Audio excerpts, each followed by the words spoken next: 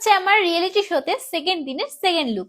আমি কিন্তু আবারও রেডি হয়ে গেছি, একদম সুন্দর, একদম হট পরি সেজে, না হট সাজিনি, একদম কিউট সেজেছি। আর এদিকে আসুন ম্যাডাম, এদিকে আছে তিতলিদি। এটা হচ্ছে কি তিতলিদির লুক, তিতলিদিও রেডি হয়ে গেছে, আমরা এতক্ষণ ড্রেস পরেছিলাম। আর ঈশাদিকে পরে দেখাচ্ছি, কারণ ঈশাদি এখনো রেডি হয়নি। ঈশাদি এখন রেডি হবে, তারপরে দেখাবো। তো আমাদেরকে কেমন লাগছে অবশ্যই জানিও। তো আমি তো অনেক সুন্দর করে সেজেছি, জানি না কেমন লাগছে। তো আর ঘরে আছে সবাই, আসলে তোমাদেরকে দেখাই।